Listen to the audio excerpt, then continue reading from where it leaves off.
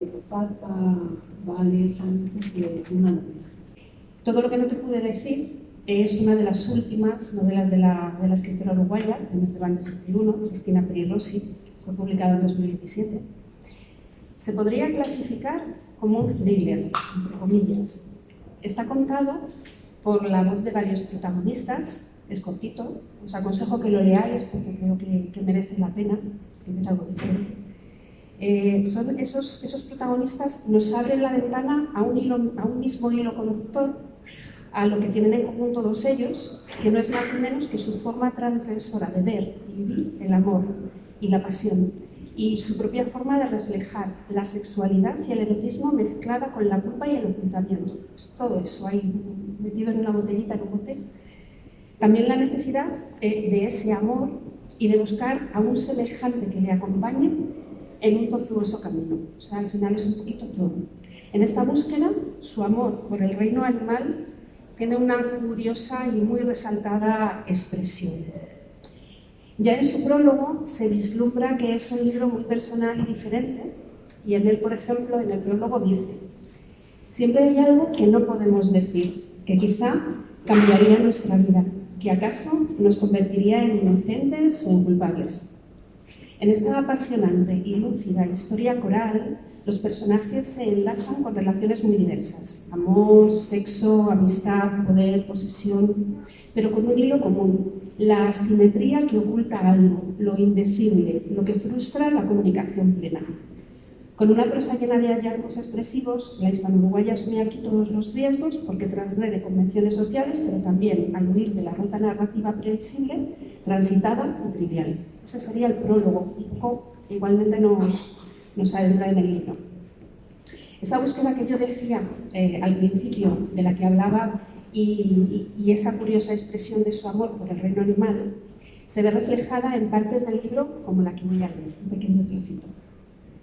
Jamás le había dicho a nadie que dormía con la mona. No quería problemas. Tampoco se lo había dicho a Claudia. No lo hubiera entendido. Le habría hecho preguntas y él no tenía ganas de entrar en detalles. Hay secretos tan íntimos que son inconfesables y se necesitaría tanto tiempo para explicarlos, tantas palabras, que perderían parte de su encanto. La cena se había acabado, pero Lucila seguía hambrienta.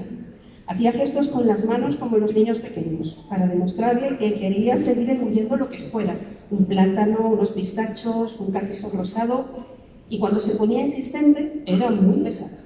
«¡Basta!», le gritó Suárez. «¿Ya has comido suficiente por esta noche?». Lucila chilló, indignada. Quería más. Pasaba algunas noches, y Suárez conseguía finalmente dominar la situación dándole algunos azotes cerca del culo o echándose en la cama a leer con los tapones, hasta que la mona, exhausta, se dormía sin mirarlo, echándose para el lado contrario enojada. En lugar de callarse, Lucila empleó otra estrategia habitual entre los monos. Se dio la vuelta en el suelo, alzando su trasero, que le ofreció a Suárez como si fuera un código, una señal, la señal de un intercambio. Nadie se lo había enseñado o lo había visto hacer en la jaula, o formaba parte del instinto, sexo por comida. Las primeras veces Suárez se había reído, había despreciado el gesto, se había sumido en la lectura del periódico mientras la mona infructuosamente alzaba más su culo. «¿Pero qué puta eres?», le había gritado alguna vez Suárez, convencido de que la mona no podía entenderlo. «La prostitución es el oficio más viejo del mundo, porque lo practican las monas», concluyó entonces, y se rió. No había intentado quitarle ese hábito, no formaba parte de su educación. Los instintos casi siempre triunfan y además, si alguna vez volvía definitivamente a la jaula o era de vuelta a la selva, podría necesitar este recurso. No continúo. En este texto, que digo que no continúo leyendo hasta el final, la pasión amorosa y su papel en la evolución humana incluye a los monos, a nuestros antepasados. Y así la escritora nos dice, nos cuenta impresiones de Suárez, este protagonista, al penetrar en la mona.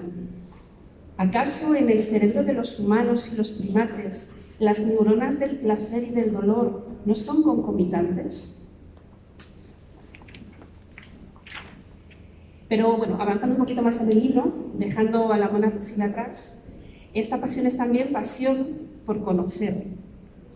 Así escribe ella. Todo lo que se habla antes de conocer a alguien es escaramuza, floreo, molinete, finta, pase. El conocimiento empieza justamente cuando los cuerpos se separan y el sueño reparador vuelve a establecer el límite que la embriaguez de la piel, los órganos y el deseo parecieron borrar. Un ejemplo. También la idealización del amor entre mujeres podría ser pues, una huella propia de la relación sexual que tiene la escritura. Ella intenta aproximarse a una frecuencia más alta de ese amor humano que podemos apreciar en este pequeño fragmento del libro también. Estaban unidas como una lapa de concha cónica a la roca, solo que esta vez una lapa se había unido a la otra. Eran dos lapas que mezclaban sus mucosidades a la noche y al desplazarse conjuntamente dejaban una cicatriz en la roca, y esa cicatriz las adhería aún más firmemente. Y como las lapas tenían una parte de macho y otra de hembra, pero solo las hembras sobrevivían porque eran más fuertes, y ellas eran hembras. Un par de hembras juntas, aliadas, cómplices, dispuestas a luchar contra el pasado, contra los miedos, la angustia, las enfermedades, la muerte. Es un libro un poquito incómodo. Hay pasajes que me han resultado un poquito incómodo de leer, como ella además alguna vez lo mencionó, que era incómodo, y es cierto, porque la idea no es dejarte tampoco con la comodidad de seguir una historia, sino de irte cuestionando sobre su manera de plasmar los pensamientos de los personajes masculinos. Es realista, es cruda, incluso podría ser verdadera, ¿no? en cómo lo expresa.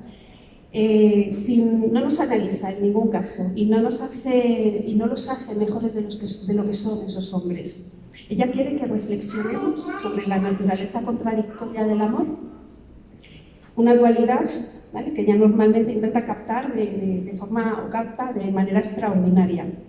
Por un lado, nos habla de la plenitud del amor y por otro, de la catástrofe a la vez del amor, porque entregarse a la pasión es doloroso y a la vez una experiencia de plenitud. Como describe en su poema La Pasión, que bueno, a colación no pertenece al libro, ¿vale?, no tiene nada que ver con el libro, pero sí que nos ayuda a entender un poco más también a sus personajes y a ella misma. Es muy cortito y dice así: salimos del amor como de una catástrofe aérea. Habíamos perdido la ropa, los papeles, y a mí me faltaba un diente y a ti la noción del tiempo. ¿Era un año largo como un siglo o un siglo corto como un día? Por los muebles, por la casa, despojos rotos, vasos, fotos, libros deshojados. Éramos los sobrevivientes de un derrumbe, de un volcán, de las aguas arrebatadas, y nos despedimos con la vaga sensación de haber sobrevivido, aunque no sabíamos para qué. Bueno, pues ya termino con una frase de la propia Cristina Peri Rossi, que espero que nos haga conocerla un poquito más y también reflexionar. Os dejo con esta reflexión. Si vivir es navegar, el mar es la tierra del navegante, y todo, fuera del mar, naufragio.